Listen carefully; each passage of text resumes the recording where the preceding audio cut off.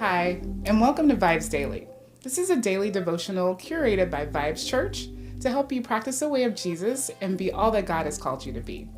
You have joined us for our year-long series titled Devoted.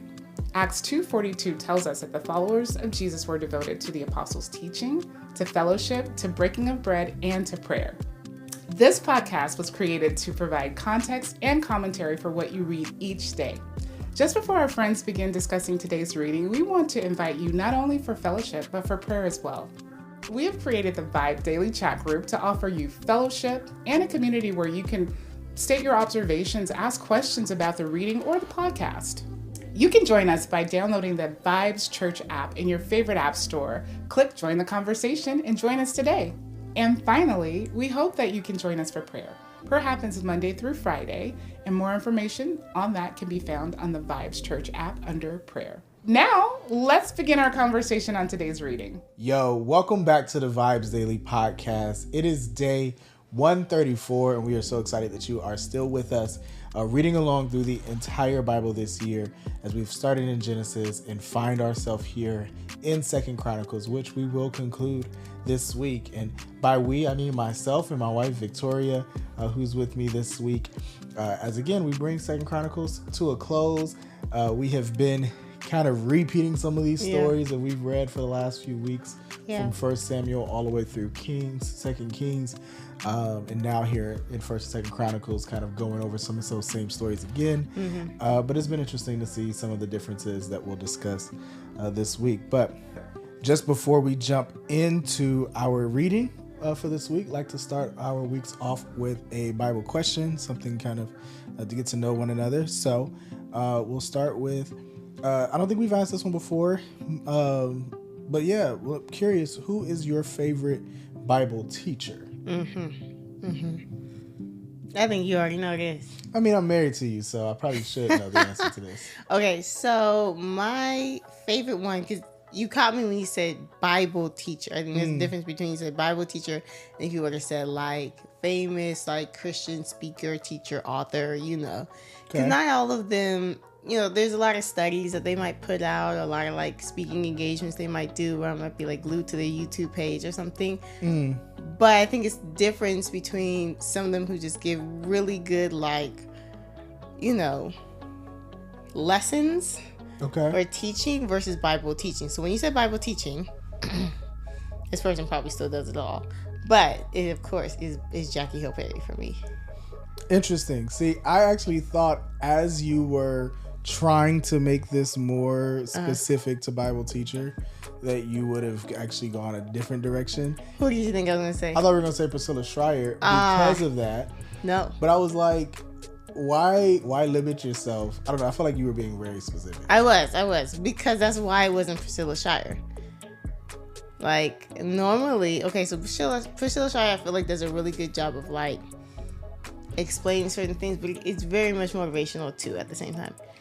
Jackie will take you through a college course in doctrine, you know? Okay. So, for her, yes, I would say if it's my Bible teacher, like in terms of her studies, like if I would do a study from her or something, she would really challenge me to like dive and do my own research. Like she's not gonna give me no answers. Like she's gonna make me do the work and teach me through and walk me through. So interesting. Okay. Yeah. Well, this is a lesson in semantics because I did not mean for it to be so specific my bad. when I said Bible teacher. I was actually trying to make it more broad by saying Bible teacher because I didn't necessarily want it to be like, didn't have to be a preacher, didn't have to be like a curriculum writer per se, didn't have to be an degree. author. Right, that just in general, someone who teaches about the Bible. Got you. Something Bible related was kind of my thoughts. I was trying to make it a little bit more open to give you more options, but I guess I put you in a box there. I was doing extras. Okay, go ahead. It's all good. No, I mean, hey, you answered the question how you felt led to answer the question, and shout out your girl. So, yeah, I mean, I was probably going to say I have a lot. There's a lot of people I like that I like to either read or listen to sermons. I'm probably going to say it's Andy Stanley for me. That's a good one. I you know, he has a youth pastor background, which probably is a lot of what appeals to me because that's a little bit of my background, kind of how I got started in ministry. And I think he's so practical and applicable. Like he just takes passages of scripture and really just helps you to apply them and understand life, which that to me is the whole point of the Bible. The whole point of the Bible is to figure out how to live. It doesn't matter if I understand the dynamic of the Trinity if I don't know how to be a better person. Yeah. And be more like God. And so that's what I appreciate about him, is I feel like he challenges, and he does that in a very simple way. And again, for over the course of my lifetime, there are other Bible teachers I really like that I think do that well, but yeah, he's just one of my favorites probably. Gotcha. So it's a good one. Okay, good. Well, you still threw me a little bit of a curveball, despite You have my top two though. You have I she was the other person I would have thought, but I thought you were gonna go Priscilla. So gotcha. All right. Yeah, still surprises. There. But anyway, all right. 2 Chronicles chapter 20 is where we're picking up today, and so we have a couple chapters to get through here, and we'll talk a little bit about a few more kings of Judah, which is kind of where we're going this week. And chapter 20 kind of picks up almost in the middle of a story, right? Because when you and Mia left off last week, you had already been introduced to Jehoshaphat at the end of 19. But we get a little bit more from him starting here in chapter 20.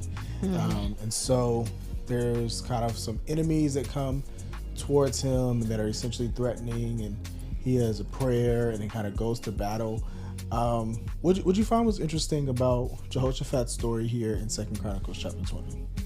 Yeah, first of all, I think the first thing that jumped out to me was who was coming against him. Moabites and Ammonites. These people, they have not only seen in battle, but had at one point like made slaves. Like, they had conquered, subdued, forced labor people, And it's to see like where the kingdom has fallen, to the fact that they've lost control, and they are coming up against this multitude of foreign people again. But then one thing I just loved about, of course, Jehoshaphat was verse 3 here in chapter 20 was he was afraid, but his response was to set his face to seek the Lord. Yeah. And he proclaimed what I love, which you don't quite see so often, but from Kings specifically right now, is that he proclaimed a fast throughout the entire land of Judah, so that everyone could be praying and fasting and seeking help from the Lord. So I think that was the first thing. Yeah. And that's good. That's a good call out. That part hadn't even really felt necessarily that significant. It hadn't jumped out to me, but you're right. That is ought to be our response, right? Yeah. When we're afraid, to go to the Lord, right? And to seek him. And, I think obviously it speaks to the fact that God doesn't, he's okay with us being afraid. Yeah. Right? Fear is a natural response and emotion that we can experience. But it's about, again, what we do with that fear and how do we allow it to paralyze us? Do we allow it to turn us from the will of God, right? And then do something different? Or, do we just seek him for strength? Right. I think that's a good call out. I'll say for me, I think the biggest thing that just jumped out to me was just how much more of Jehoshaphat's story we get here compared to what we read in Kings. Because this prayer, his answer, and then even just the way that the war plays out and all of that, we only get that here in 2 Chronicles. We don't really get it in 2 Kings and so I don't know, I just thought that was interesting as I was reading, because I was again, as we read these two stories back to back, it does, or these two books back to back, I should say, the Kings and the Chronicles, it does stand out to me again what is new and different about the approach. And again, knowing that these are writers from the tribe of Judah, it makes sense that they would have a little bit more detail. But this whole battle that we'll get to a little later in 20 is kind of just referred to, but not really given so much detail. And I think that was one of the first things that jumped out to me. Yeah, and that's challenged me. It's challenged me to not read through this book or these books, this First and 2 Chronicles, as if I know what's happening, right? Because I think, in any other time I've read through the Bible, I've honestly just read, like, skimmed it, like, oh yeah, I know this story. But like sometimes I forget, like you said, to look for those nuggets. And so, like you said, this whole response, like, I just love the Lord's response here in verse 17. Like, you don't need to fight this battle. Like, stand firm, hold your position. The salvation of the Lord is on your behalf. Like, do not be afraid, do not be dismayed. Tomorrow, go out against them. I love how he still says, go out against them, and the Lord will be with you. What is yours? How does yours say? Does it say the same type of thing? Tomorrow, go out and face them. The Lord is with you. So I love that he's like, I feel like the Lord's even saying, like, yeah, go up and face them as if they're really about to fight. But what we do see later on here is that, like, they didn't have to do no fighting at all. Like, they showed up and everybody was dead. And so I love that, like, he still required them to have the faith and the courage to go up. And as if they were going to go fight. Like, will you still show up? I'm going to, like, say, hey, go up and face them and fight.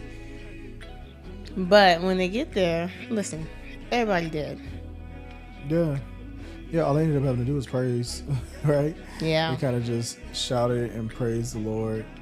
And as soon as they did that, there was this ambush, right? And so, I did think it was interesting, to your point, like, his response was pretty straightforward in that, like, I got this. Like, don't worry about it, have fear, don't be afraid. But also that was interesting, like, who delivered that message. Like, backing up just a little bit, verse 14 says, in the middle of the congregation, the Spirit of the Lord came upon Jahaziel, son of, Zechariah, son of Benaiah, son of Jael. There's a lot of sons there. Levi. And I don't know, like, to me, it just felt like, again, like, he prays before everybody, and then, like, God just picks, like, someone to speak on his behalf, like, to be the voice of the room. And I don't know, to me, it gave me this, like, I don't know, beautiful picture of, like, what I feel like the church should look like, right? And be, and I know this isn't a church, but it's a congregation of God's children, right?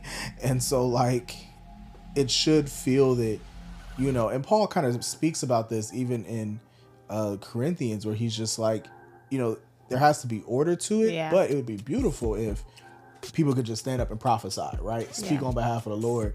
And then we had this, like, community of people just speaking what the word of the Lord is, and being able to encourage, and encourage one another. But I don't know. I just thought it was just interesting that, like I said, just in the middle of the congregation, God picks this man to stand up and kind of speak on his behalf, to kind of deliver that message. So I don't know. That I thought it was interesting to me.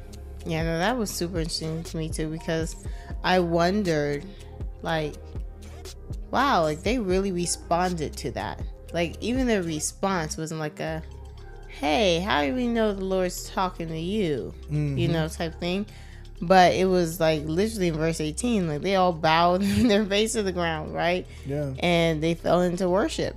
And so I would love that, to see that from our church too, that, like, literally somebody is handpicked by the Lord, says something, prophesy. And then we all have the faith and the trust to believe that, like, that person is actually speaking on behalf of God. Because as we'll see later on, prophets come all the time, and those kings are like, like, who are you? Go away. Or they get stoned, right? So I like that you pointed that out. I think that's good. I continuing through 20, you already spoke to this, but again, I don't know, like, to me, it's just worth repeating, just the fact that, as you said in verse 24, that when they come to this place, they were expecting an army, but all they came across were corpses. Like, you know what I'm saying? Like, I don't know, like you said, just that idea that they thought, all right, we about to go to war, but when they show up, it's just like, it's already won. And I feel like you could just preach this passage in so many different ways, because, like, I don't know, it's so awesome to see, like, God, when, like, God is fighting on your behalf, just, like, how effective he is. That and part. like, you know what I'm saying? Just how much he can do without us. Like, I think that's the piece that I think is so eye-opening, is that like God really does not need us. Nope. Like, he can do it on his own. He can. He often invites us into that, right? And asks us. And even in this case, he still asked them to go face them. Like, he asked them to take that step of faith. And what's crazy is, this is so good to me right now. Go on, preacher. Go on, preach. I'm just kidding. I'm just kidding. But like, what's so good to me is, I feel though, if they stayed in fear and did not go to face them, come on with it, they would have never known that their enemy was already defeated. They would have just lived in fear. Yeah. In their community, thinking there was an enemy out there that was already defeated. You know what I'm saying? Like, and that's what we do now. Ain't it? Yeah. That's so crazy. We be out here fearing stuff that's already been handled by the Lord. Already defeated. Come on. Already defeated. Help us, Lord. And so it's like, it took faith. It took faith for them to go before this war. Because they were obviously afraid of this army, right? We saw that. That was verse 3 that you pointed out. They were afraid of this army. So it took faith for them to go forth, right? To even face this army.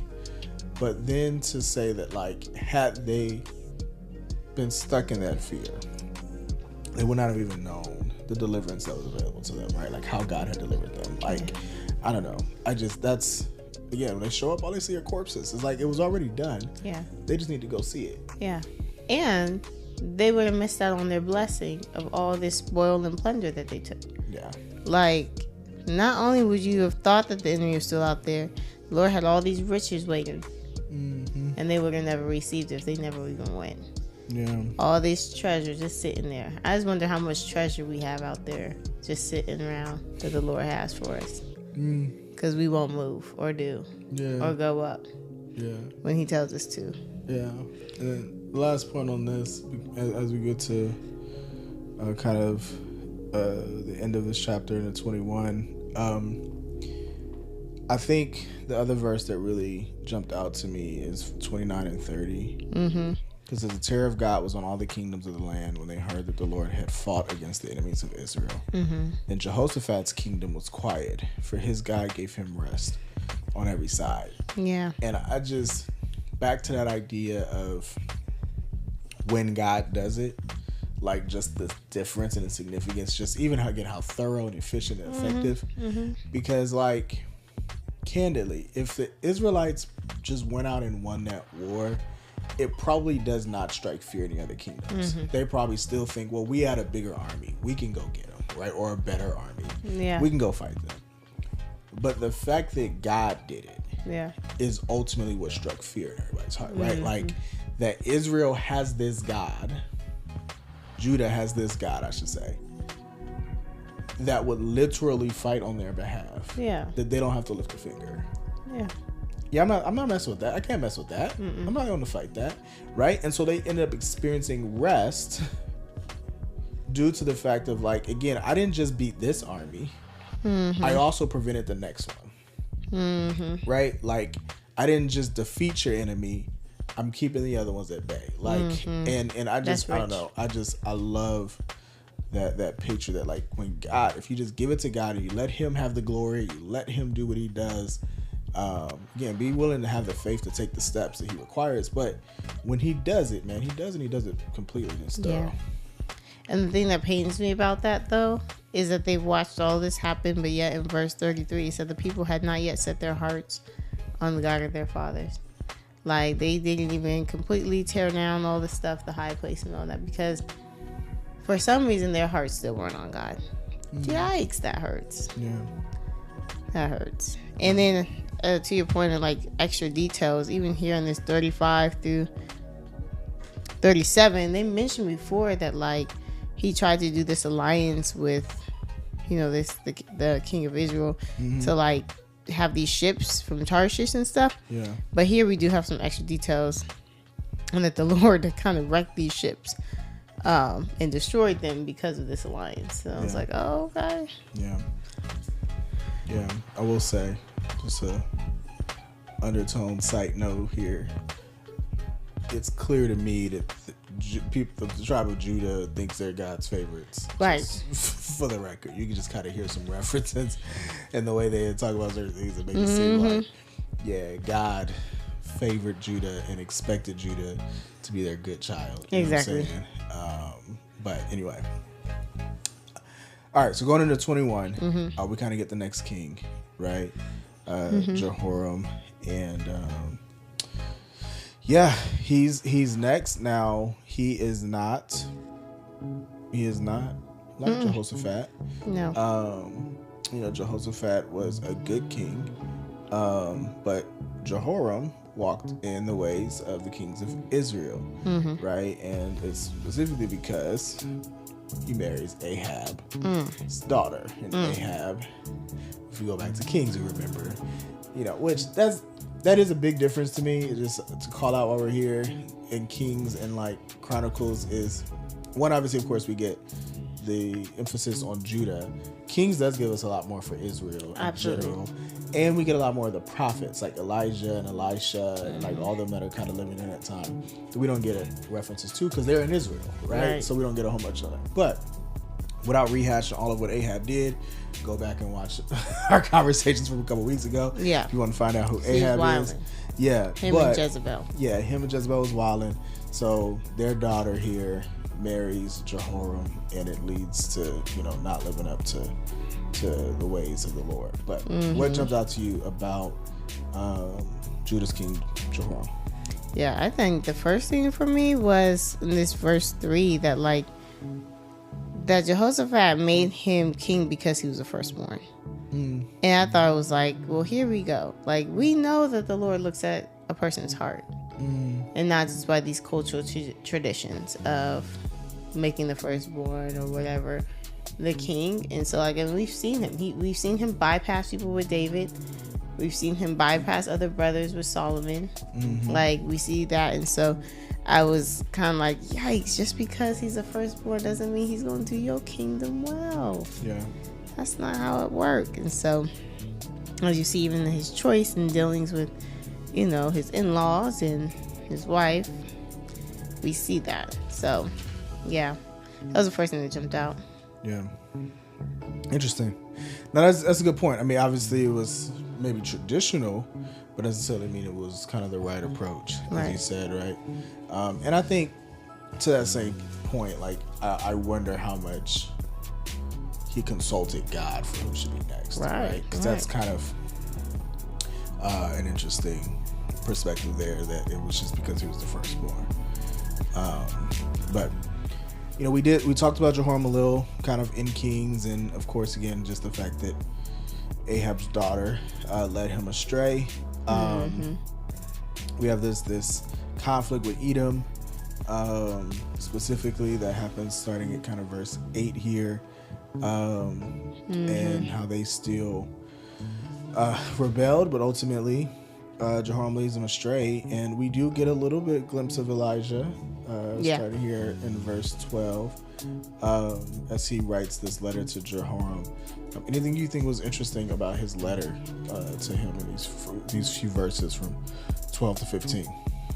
Yeah, I think I love how he just calls it out, you killed your brothers, right, you killed your brothers and they were better than you, and this is why there's a plague, and this is why your vows will come out, which I don't feel like there was as much explanation in Kings 2 either, why his vows came out, and that this came from the Lord because of these reasons. Yeah. And so I do see that, and that from then what happens is what he prophesied about, right? That we have, these other nations come, and it says that the Lord stirred up them against them, so it's just from the Lord again. And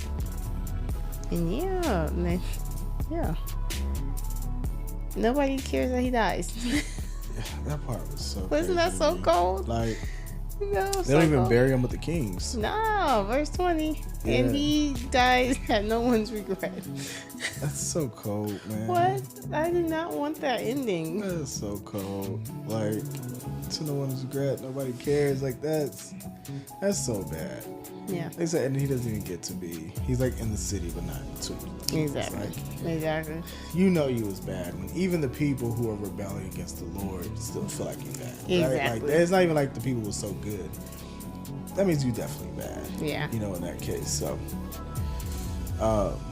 okay. Well, we do start to see this issue. It's to me, it's kind of a common theme of this like remnant that's left. Yeah. Which I think is even again one of the big picture themes of Chronicles, because it's written by the group that comes back to Judah after exile, right? To essentially, and I feel like there are all these little references to like a remnant, right? Because, you know, his sons die except for the youngest, right? We see that in verse 17. They carry off all his possessions found in the king's palace, and also his sons and wives.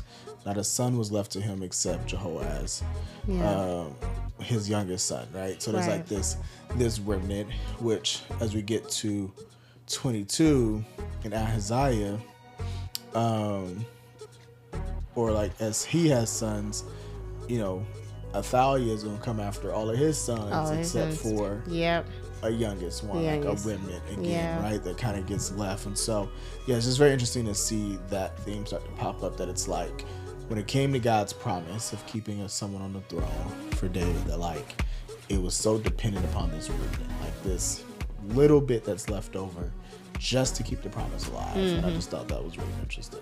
Yeah.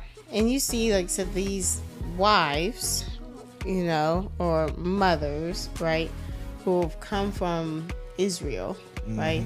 And these aren't the tribe of Israel people. These are people who just usurped the throne, right?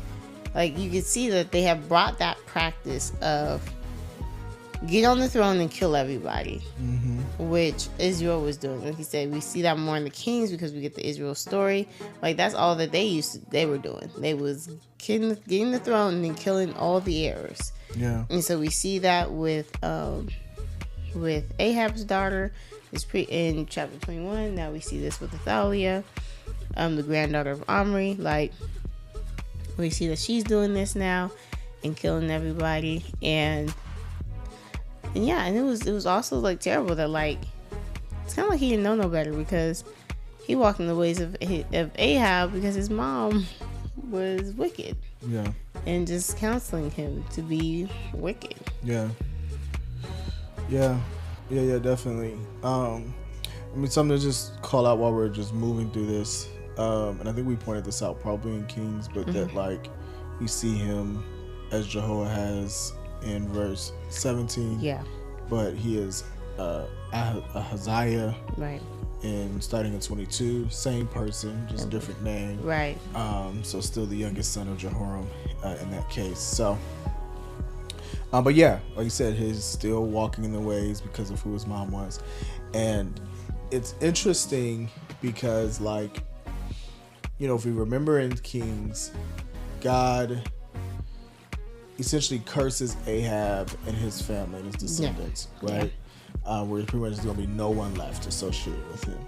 And so it's like, it's almost as if you start to see that curse like leak into Judah because they have married into his family. Exactly. Right? So all these sons are dying now too. Right. All these sons are dying. All the you know, the even the way they're dying with the illnesses and all that stuff, like all that's dying because they come from, as far as through Jezebel, the wife, like through that lineage, that same curse is essentially spreading into Judah. Yeah, because they're intermarrying.